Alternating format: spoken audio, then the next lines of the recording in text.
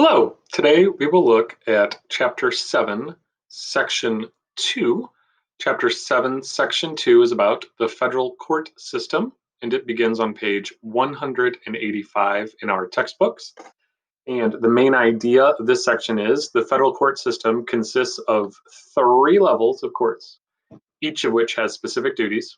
Some key terms to know are jurisdiction, district courts, original jurisdiction, courts of appeals, appellate jurisdiction, and justices. And let's keep 3 things in mind, 3 questions as we read through this chapter. 1, what is the purpose of the U.S. district courts?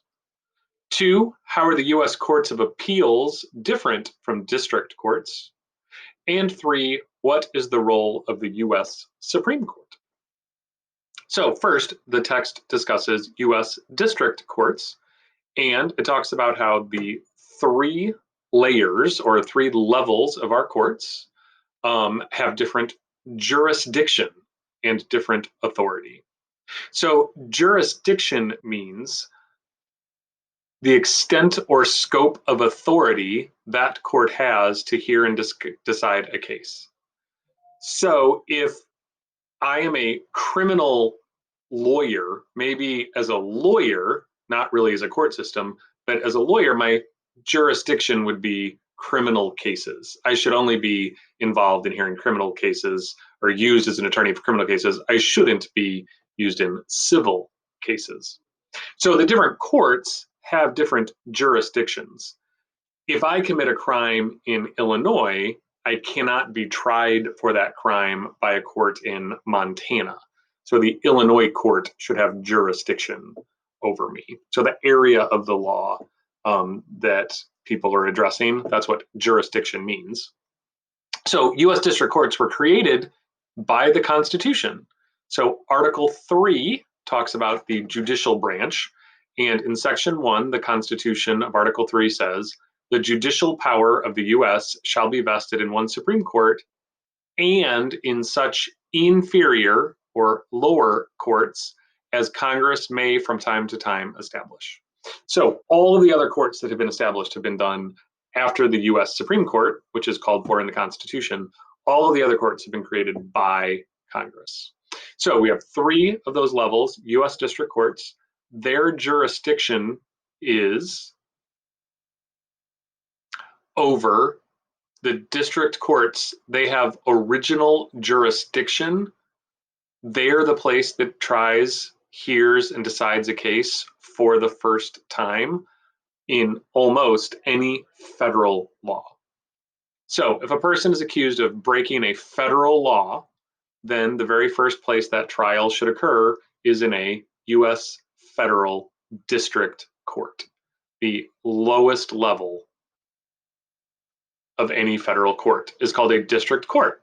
So I think usually if we think about courts, many times from TV or movies, we think about lawyers and judges and a jury and people arguing the case.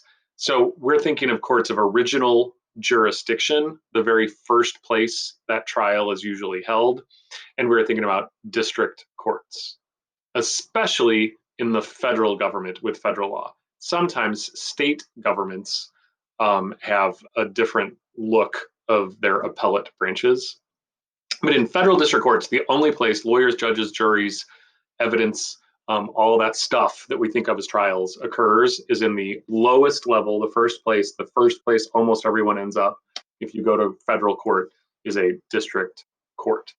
And there are actually 94 of those federal district courts throughout the United States. Every state has at least one, and states with large populations can have more than that. Some, I think, have up to 4. The judges, the women and men who sit as a judge over that original jurisdiction federal court, one of the 94 districts, they're appointed for life. Those can have, that district court itself can have 1 judge or up to 28 judges, again, depending on how many people live in that district and how many cases those courts are getting. The judges, these federal judges, federal district judges, are appointed for life at good salaries, but they must be confirmed by the U.S. Senate. So that's both an executive and legislative branch check over each other and over the judicial branch. But once they're appointed, they can serve for life. And the idea was that they shouldn't ever be punished for decisions they make as a judge. They should feel free from political pressure. They can be removed through impeachment by Congress, is the only way, other than quitting or dying, that a federal judge can be forced from office. So the same steps of impeachment as we talked about with the president can happen with federal judges. So our bottom layer or biggest layer is the district court system, original jurisdiction, the place where almost all trials at the federal level are first held, all cases are first heard. But then if you lose your case at the district level and want to appeal, you want to say, hey, I think that the court screwed up and got it wrong. I'm going to appeal my decision.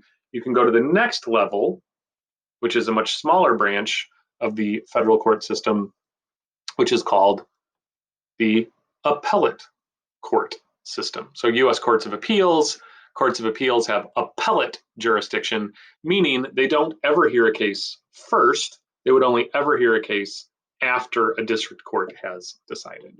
And the United States is divided into 12 judicial circuits, which is a fancy way of saying these 12 appellate jurisdictions. And so the country is just divided into 12.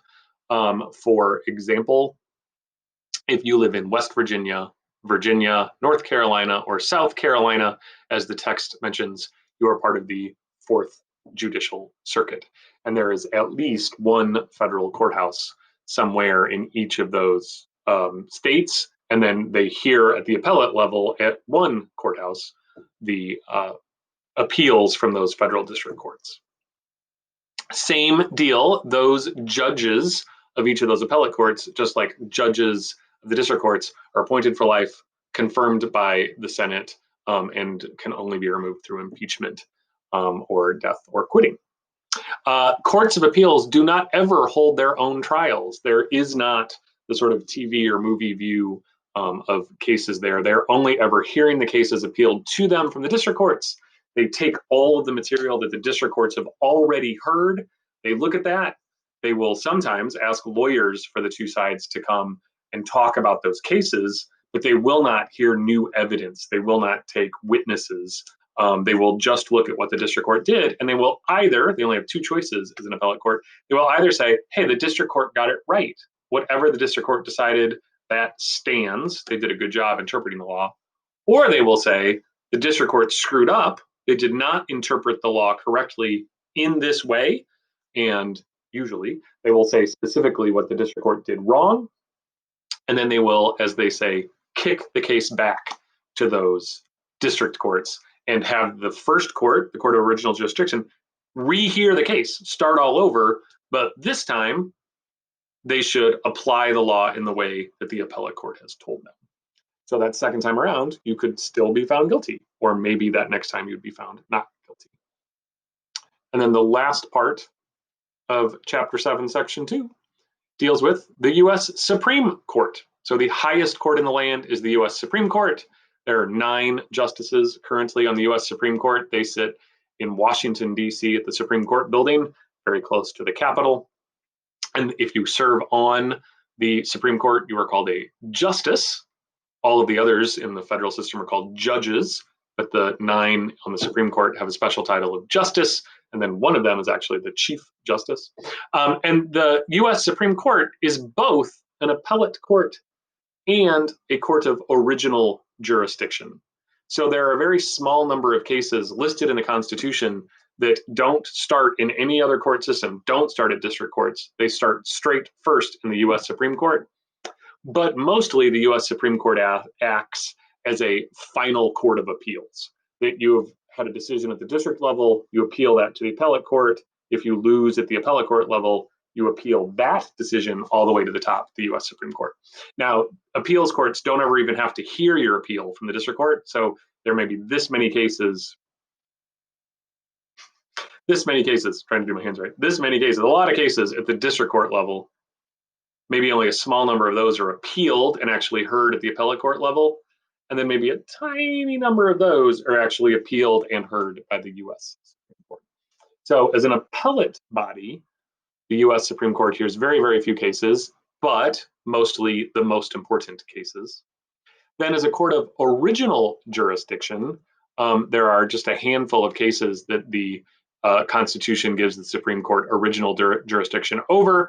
There are cases involving diplomatic representatives of another country.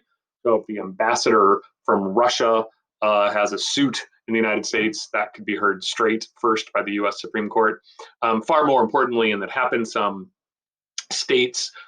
cases between states. So if Illinois sues Missouri, for example, or the text uses an example of Arizona and California sued each other over use of water on a river that ran between both of them. So two states suing each other go straight to the US Supreme Court for the very first trial and hearing of that case.